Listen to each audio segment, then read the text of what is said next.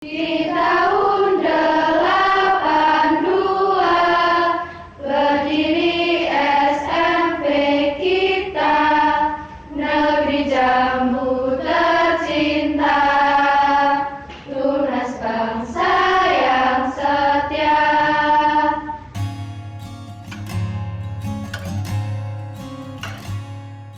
Jadi sekarang kita ada di ruang kepala sekolah. Dan ini di sini di balik kaca ini ada sejarah berdirinya SMP Negeri 1 Jambu. Sejarah SMP Negeri 1 Jambu itu tanggal 7 Juni 1982 dengan ditunjuknya seorang kepala sekolah untuk mengelola SMP Negeri 1 Jambu.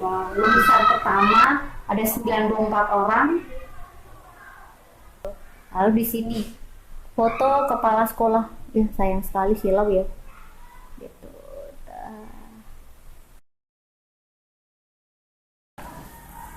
Setelah kami masuk pukul 7:15, kemudian guru-guru akan mengadakan briefing terlebih dahulu sebelum masuk kelas.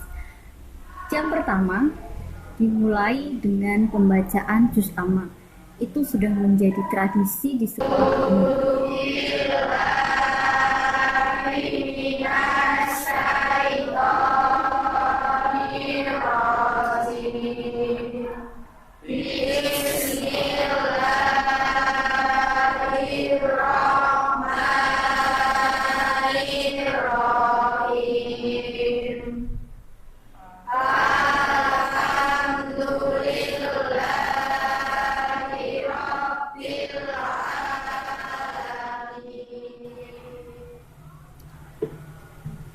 Selain membaca juz amma setiap pagi, sekolah kami juga punya kebiasaan atau tradisi yang yaitu salam sapa.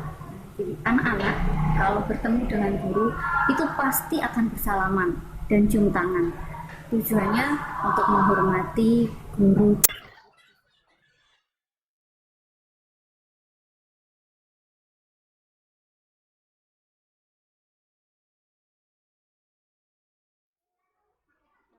Simbiosis mutualisme antara sekolah dan masyarakat sekitar adalah adanya kantin. Karena dengan berdirinya sekolah, anak-anak butuh asupan makanan untuk mereka terus bergerak. Apalagi anak SMP ya, mereka masih sangat aktif. Untuk itu di sekolah ini ada 5 kantin yang menyediakan makanan untuk anak-anak. Karena tidak hanya anak-anak yang terbantu, tetapi mereka juga terbantu dalam keuangan tentu saja. Kita lihat ya. Selamat pagi Bu. Kita sudah bersama dengan salah satu guru BK yang ada di SMP Negeri 1 Jambu. BK merupakan salah satu lembaga yang ada di sekolah yang menyelesaikan masalah-masalah siswa yang ada di sekolah pula. Pada itu pagi ini saya ingin bertanya-tanya sedikit sebelum maaf kita kenalan dulu Bu, dengan siapa? Bu Siti Rahwasiati. Oke, dengan Bu Siti Rahwasiati. Saya ingin bertanya menghadapi anak yang begitu banyak di sekolah ini, kira-kira masalah apa saja yang sering muncul di kalangan anak-anak? Lalu bagaimana solusinya Anda sebagai salah satu guru BK menghadapi masalah-masalah yang ditimbulkan anak tersebut?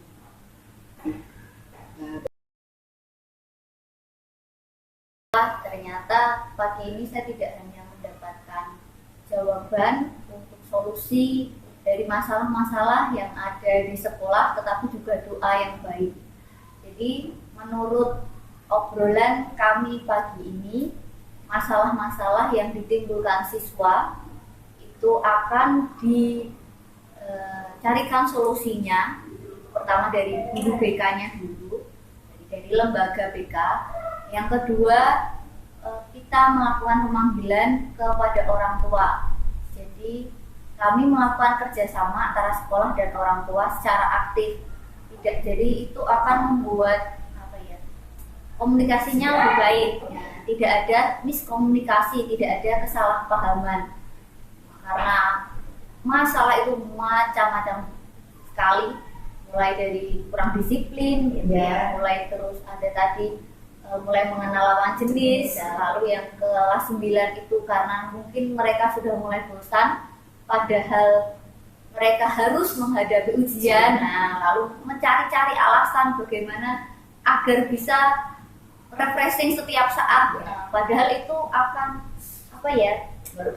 merugikan mereka sendiri ya ternyata. Jadi meningkatkan kesadaran siswa juga itu tugas dari BK ya. Terima kasih Bu atas waktunya, saya sudah mengganggu. Terima kasih atas jawabannya dan solusi-solusi juga doanya. Amin. Terima kasih Bu.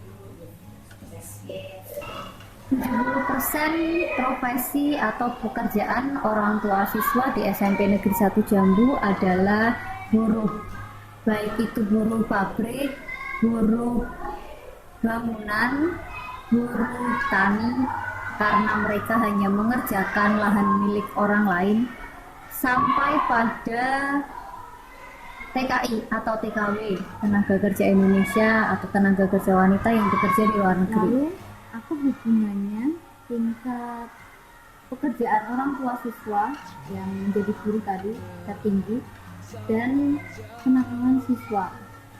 Anak-anak yang biasanya bermasalah di sekolah ini adalah anak-anak yang tidak mendapat didikan langsung dari orang tua.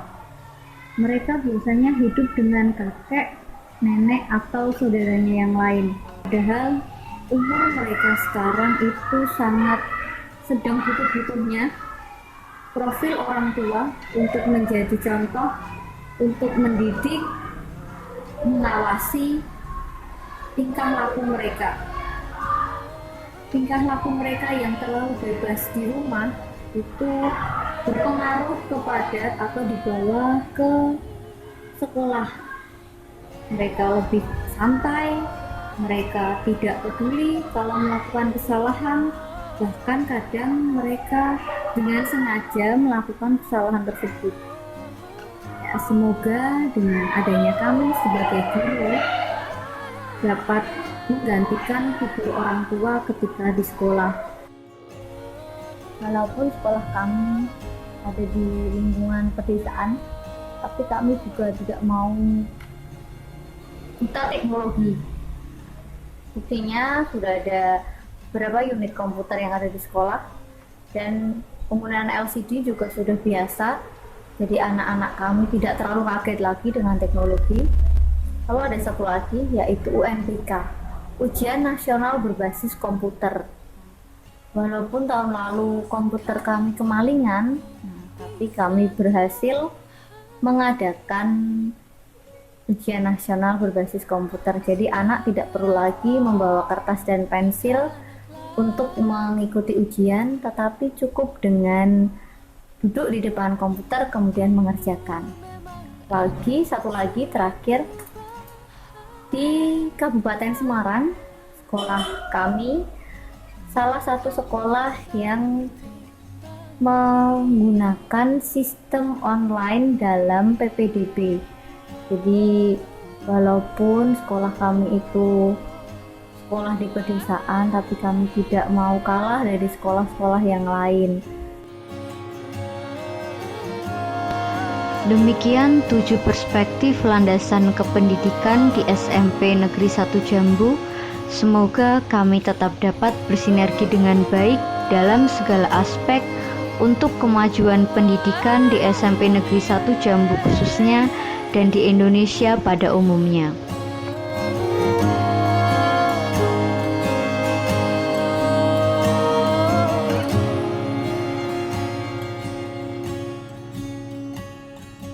Hidup hanya menunda kekal.